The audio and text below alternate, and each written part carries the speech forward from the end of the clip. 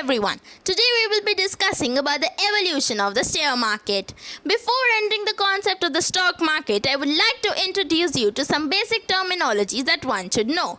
The first and the foremost, an agent is a stock brokerage firm which does the buying selling of the shares on behalf of the investor in the stock market.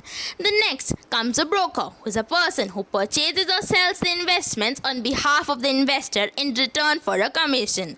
There are two types of market, the bear market and the bull market. They are the opposites of each other. Now, what is a stock market? So basically, a stock market is a collection of markets where regular activities of buying, selling and issuance of shares of publicly held companies takes place. In India, there are two major platforms where most of the stock trading happens, the BSE and the NSE, that is, the Bombay Stock Exchange and the National Stock Exchange. Now the biggest question, why stocks move? So basically, stocks increase in price where there are more buyers than the sellers, and whereas they decrease in price when there are more sellers than the buyers. Now let's discuss about the trading procedure of the stock exchange. It involves 5 steps. Let's discuss them in brief.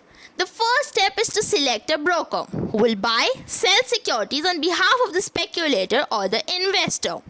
The next step is to open a demat account. The dematerialized account refers to an account which is an Indian citizen must open with the depository participant, that is the bank, and the stockbrokers to trade in the listed securities in electronic form.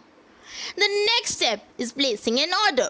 The person who is buying or selling the securities has to place an order and tell the name of the company whose security is ready to buy or sell, at what price, in what quantity, and for what period of time. Next, as per the instructions of the investor, the broker executes the order. That is, he buys or sells the security. The last step, the settlement.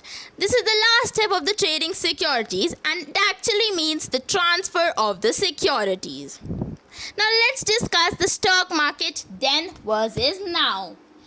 Earlier, the stock market was not that popular and it was considered to be a very expensive venture and only rich could buy and trade in shares. But now, the things have changed. The trading aspects have changed a lot. Now everyone can trade in the stock market. It was quite expensive in the past, but now everyone can take part in the trading of shares. Now let's talk about some very common myths about stock markets and their clarification. The myth number 1, the stock market is a casino. It is the most common myth that we hear from people who refrain from investing. No, it is not like that. Investing in a stock market blindly to try your luck is gambling. But if you invest diligently with proper research, it will surely help you to create wealth in the long run. The myth number 2, you need to have a lot of money to invest in the stocks. No, it is not like that. We have many examples. Warren Buffett, Rakesh Jhunjhunwala, who started with a very small amount and now have created a very large wealth. The myth number 3, the stock market makes you rich overnight.